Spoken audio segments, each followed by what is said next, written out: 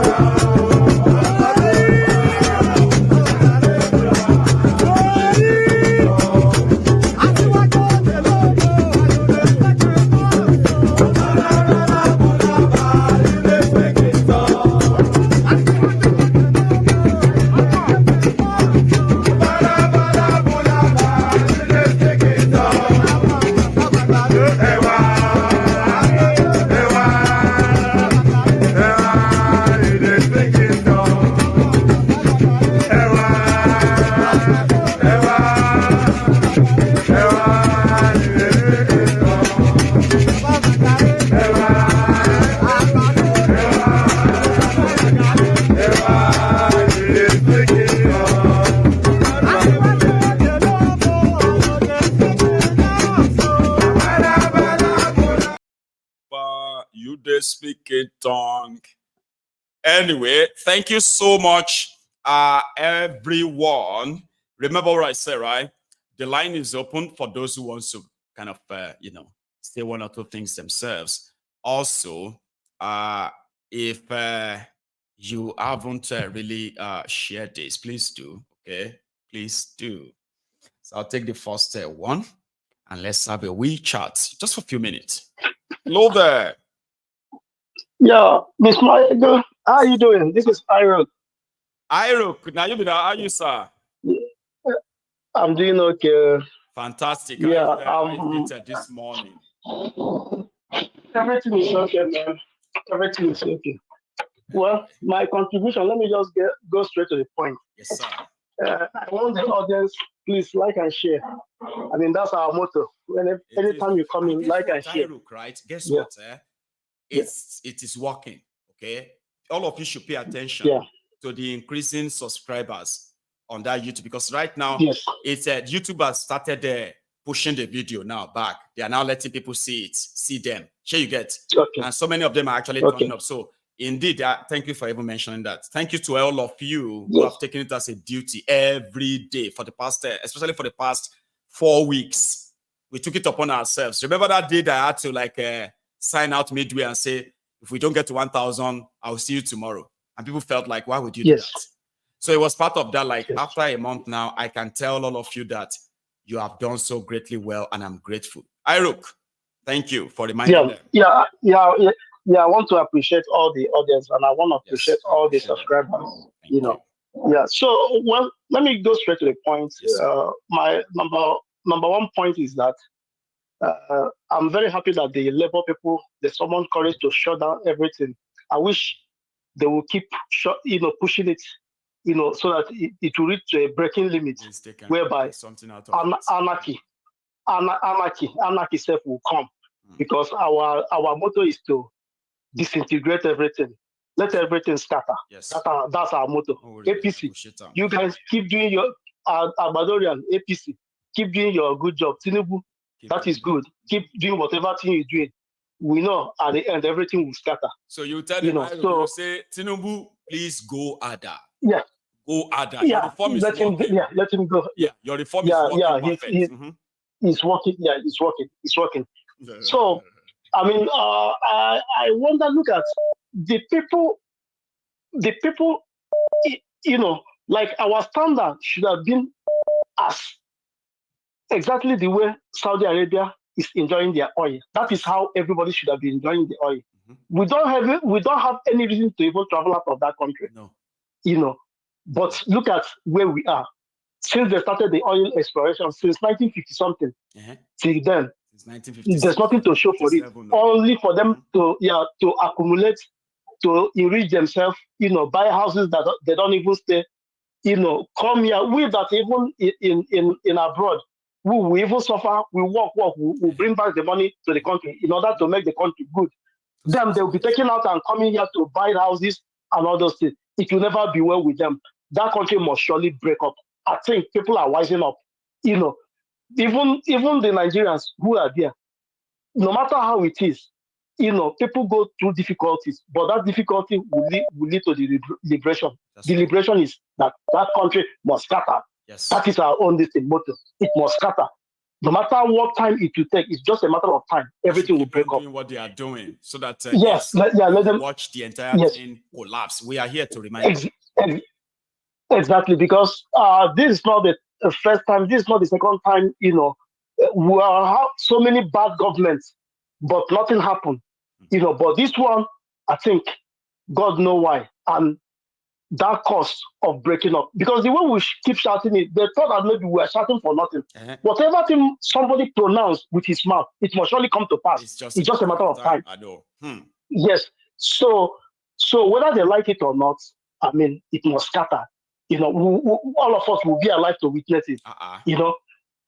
It's just a matter of time. Like I keep saying, it's just a matter of time. They said there will be no more ASU strike.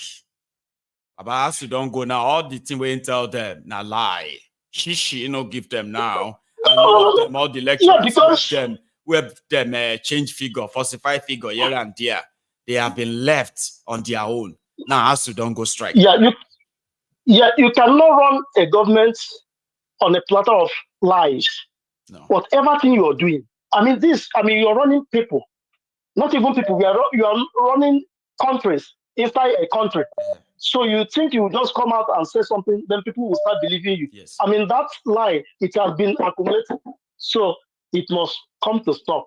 Our motto is break it up. Our motto is break it up. Because that is all. Lives. Exactly. That's my fear. So I want to thank you for giving me your platform to speak, on behalf of those who are suffering in Nigeria. So I said, let me thank everybody. Everybody should have a wonderful day. Thank you, Iruk. Thank you. God bless you, sir. Okay, you too should have a wonderful day and a wonderful week too. Okay, so see you then. Thank you. Cheers, sir. So that's Iruk there, calling in from the US as well. So we have another caller here. Hello. Hello there. Hello, Michael. Hello, sir. Can you hear me? Yeah, I can hear you. You remember me now, Michael? That's Michael, yeah? Yeah. How are you doing today, Baba? Is that Michael from, is that Hong Kong or where is that again? No, this is Turkey. Is that Turkey? Well, you see, it's really good to have you back, Michael, then, okay? So, how you doing, Baba? Yeah, same old. I heard your broadcast yesterday and I wanted to contribute in the night, especially where a lot of people will hear this, but it was just so crazy. Basically, I love the way you spoke about the IPOB issue, the factions that are going on. And, it was so clear the way you defined it. You were like, we should, I'm not an EPA guy. I'm not a autopilot guy. I'm not even, in fact, the only person I believe in, you understand, is Nnamdi Kanu. So anybody who says DOS, autopilot, I don't trust any of them. But however, you said something very important yesterday, which is very, very good. You were like, we should not run away from the fact that this group exists, rather than trying to dabble. They are not part. They are part. This one, you are not a Biafran. You are the one that this is what the bad one. exactly. You are the good one. You need kind of to acknowledge them. Exactly. Just acknowledge them. They are there. They are the radical sect. It's like it's like Muslims now. Clear. They said they are not in any this political negotiation. They are not all this talk. It's those people who are killing our people is what. So there's no point in now shying away from that. They exist. Exactly. Give them their credits. Okay. Exactly. They exist. It's like go on. Some people probably would like to confuse both. All right, but people should stop confusing both. We know they exist.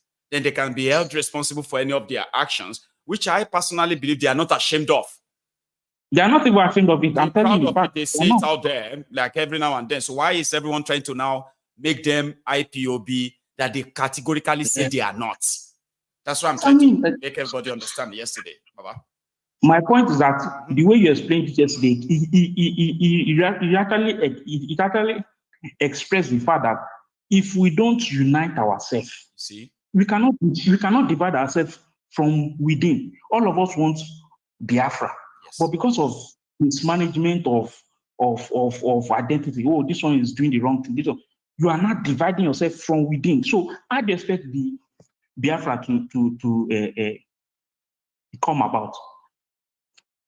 My point is that what me I figured out, Baba. What I figured out is that the people who are on the side of Simon, and then those who are on the side of the traditional IPOB, DOS, as they put it, right?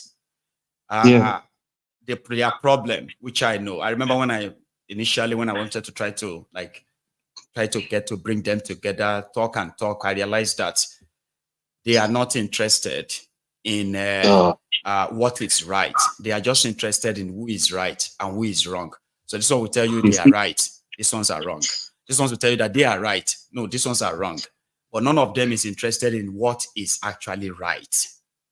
It's only when they discover what is right in a place where they can compromise on both sides and say, okay, what is right that we can agree on that this is the right thing to do. There is no time that anybody can bring them together. So I now concluded that the only person will be Nnamdi Kanu himself.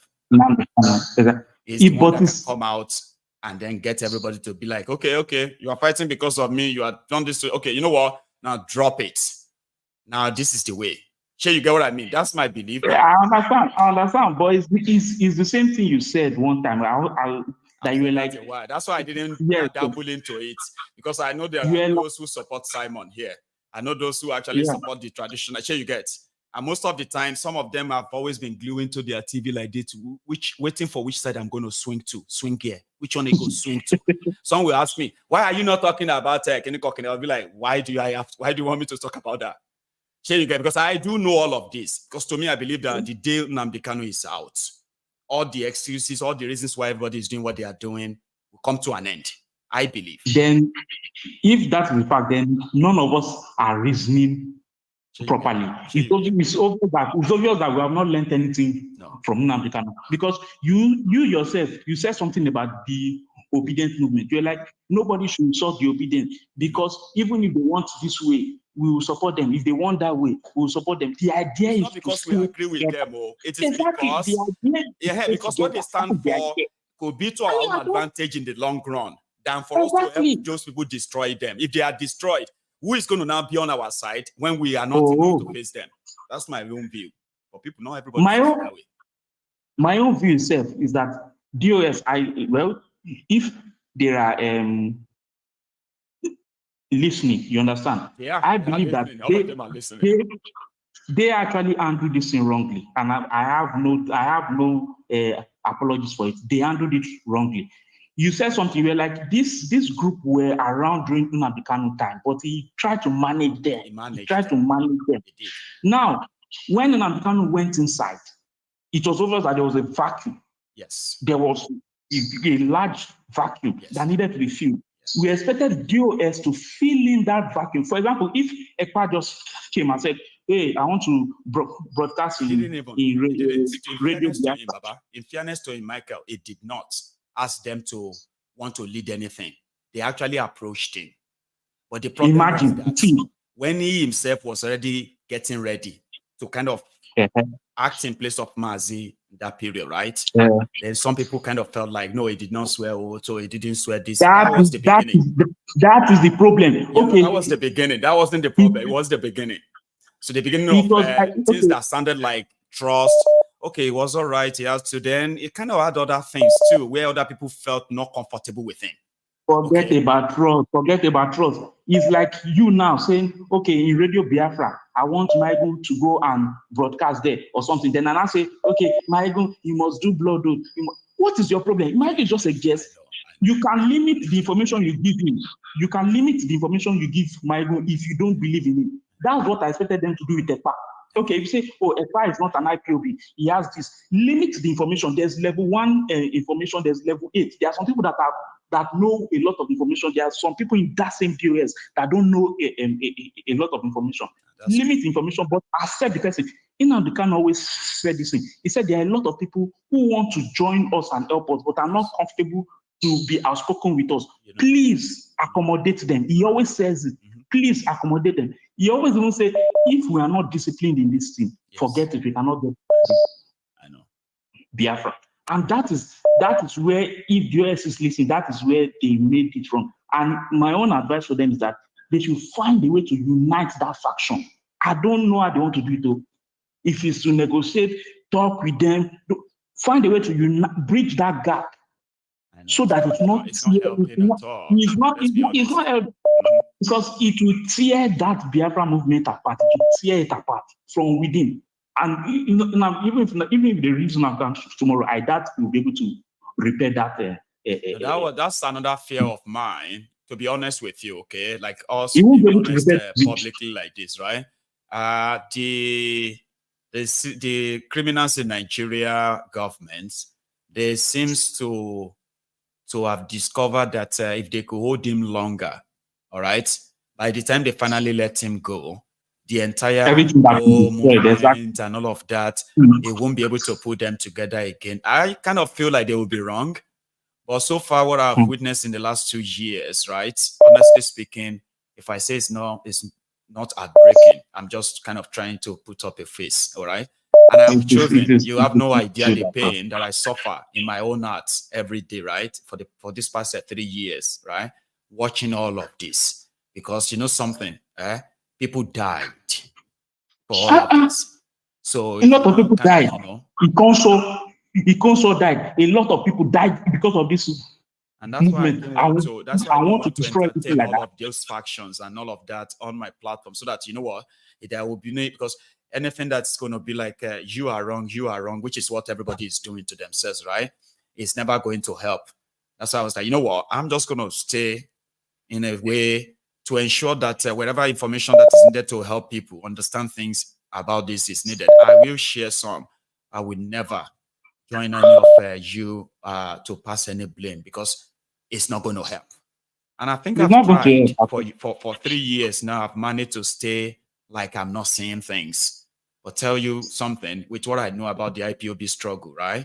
My heart aches every day. But majority are kind of deaf right now.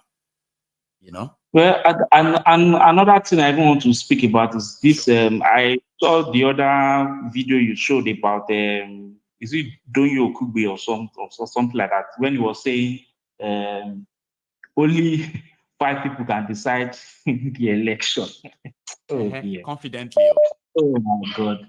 And he's not even ashamed, nothing on TVC. Where and I'm now wondering, why will this obedient movement still be planning on going for an election like that? The man has opened it. No choice. He has said that this has nothing to do with the person has no choice or not. The man has clearly said that it'd be like, I'm not saying they don't. All of us have choice. Nobody should say they don't have any. All of us get choice. I'm just saying, as if to say, you know, okay, you are obedient. What obedience stands for is that they want to do election to defeat any government, Abi. So if you are part of them, even if you don't like election now, right? It's like a contrast or something contradictory, right?